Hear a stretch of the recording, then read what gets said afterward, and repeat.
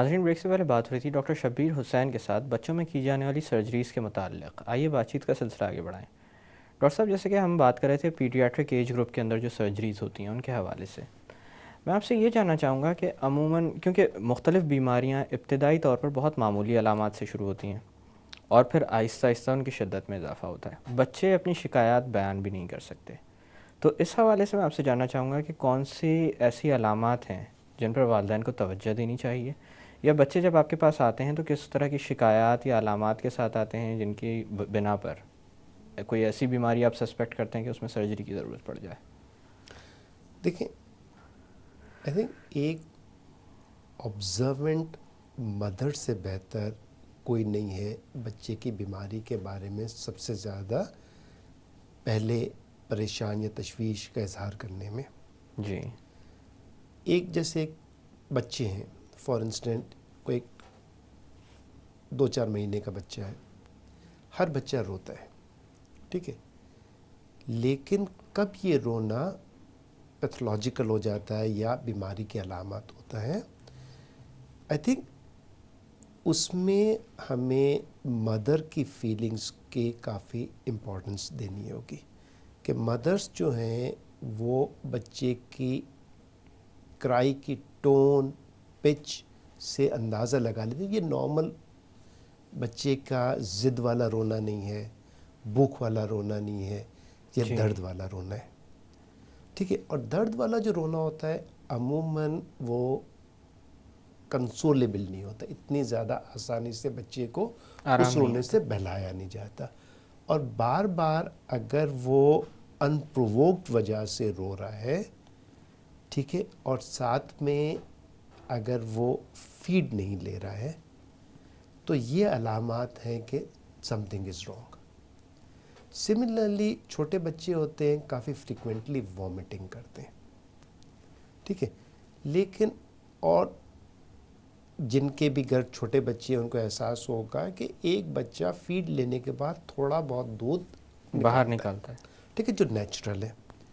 لیکن یہی وامٹنگ کب کس مرحلے پہ بیماری کی وجہ بیماری سے کی سامنے علامات آتا ہے. بنتی ہے، اس میں یہی ہے کہ اگر وامٹنگ کے ساتھ بچے نے ویٹ گین کرنا بند کر دیا، یا ویٹ لوز کر رہا ہے، یا وامٹنگ میں دودھ جو کے علاوہ کوئی چیز ہے، پرٹیکولرلی وامٹنگ کا کلر اگر گرین ہے، جی. ٹھیک ہے، یا وامٹنگ میں بلڈ یا بلڈ کے ذرات نظر آ رہے ہیں، ٹھیک ہے، یا وامٹنگ کے ساتھ بچے کو سانس میں پرابلم ہو رہا ہے، یا ساتھ میں بخار ہے، تو یہی وامٹنگ پیتھولوجیکل ہو جاتی ہے.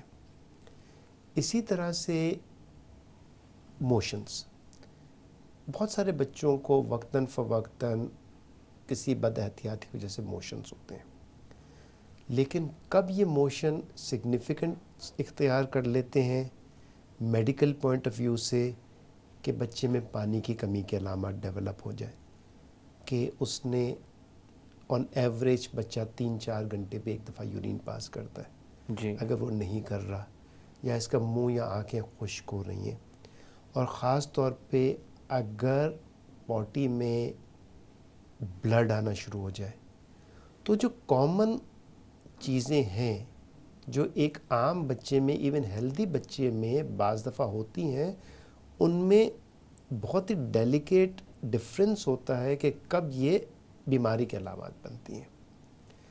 اور اس میں سب سے اہم چیز مدر کی آبزرویشن ہے کہ ایک نارمل بچہ نارمل اگر چیز کب کسی اب صورت نارمل بن میں جاتی ایب نارملی بیہیو کرنے لگے، یا کہیں باڈی میں کوئی ایب نارمل لمپ ڈیولپ ہونا شروع ہو، ایب نارمل کوئی بل جانا شروع ہو جائے، ہے، کوئی گٹھلی وغیرہ بن کوئی جائے. گٹھلی وغیرہ بن جائے، رائٹ، یا پیٹ پھول جانا شروع ہو، جی. یا جسم میں کوئی ڈیفارمیٹی ڈیولپ ہونا شروع ہو، یہ definitely over a period of time develop ہوتا ہے. لیکن بیسٹ چیز یہی ہے اس چیزوں میں کہ جب ہم بچے کو نہلا رہے ہیں، I think that's the best time mother can observe اس کا پوری باڈی کنٹور جی. کو دیکھ سکتے ہیں. ڈاکٹر صاحب جیسے آپ نے بتایا تھا کہ سرجنز بچوں کے الگ ہوتے ہیں، کیا اسی طرح سے، کیونکہ سرجری کے ساتھ ایک بہت اہم چیز جو ایسوسیٹڈ ہے وہ ہے اینستھیزیا، اور اینستھیزیا بھی ایک وجہ بنتی ہے سرجری کے آفٹر میتھ یا اس کے جو کامیاب نہ ہونے کی یا کامیاب ہونے کی، دونوں صورتوں میں اینستھیزیا کا بھی اپنا ایک کریڈٹ ہے. تو اس حوالے سے میں آپ سے پوچھنا چاہوں گا کہ کیا بچوں کے اینستھیٹسٹ بھی الگ ہوتے ہیں، اور بچوں میں کس طرح کا اینستھیزیا زیادہ تر دیا جاتا ہے؟ اگر میں یہ کہوں تو زیادہ سچ ہوگا کہ پیڈیاٹرک سرجری جو آج جس لیول پہ پہنچی ہے اس میں سرجن کا رول تو ڈیفینیٹلی ہے، لیکن اس سے کہیں گنا زیادہ انستھیزیا کا رول ہے. کہ اگر ہمیں سیف انستھیزیا نہ ملے تو ہم جو آج کمپلیکس سرجری کر پا رہے ہیں وہ ہم نہ کر پائیں. جی. تو جو ماڈرن ایرا میں پیڈیاٹرک سرجری ڈیولپ ہوئی ہے اور بہت سارے کمپلیکس پرابلمس کو ڈیل کر سکتے ہیں، اس میں انستھیزیا کا بہت امپورٹنٹ رول ہے. اور جس طرح سے ایک سرجن روٹینلی جس قسم کی سرجریز کر رہا ہوتا ہے اس میں وہ ایکسپرٹیز ڈیولپ کر لیتا ہے، اس کے پرابلمس کا اس کو احساس ہوتا ہے، اس کے ڈینجر سائنس کو وہ جلدی ریکگنائز کرتا ہے. اسی طرح سے انیستھیٹسٹ بھی، اگر کوئی انیستھیٹسٹ روٹینلی چھوٹے بچوں کو انسٹائز نہیں کرتا ہے، اس کے لیے چھوٹے بچے کو انسٹائز کرنا ناممکن نہیں ہوگا لیکن ڈینجرس ہوگا.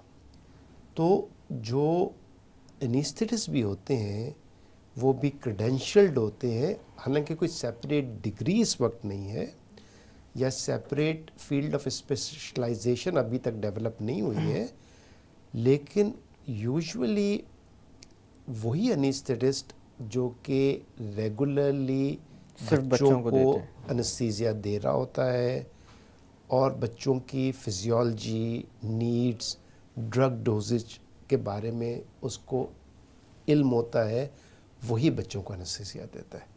تو سرجن ڈیفینیٹلی امپورٹنٹ ہے، لیکن to get best result anaesthetist is equally important.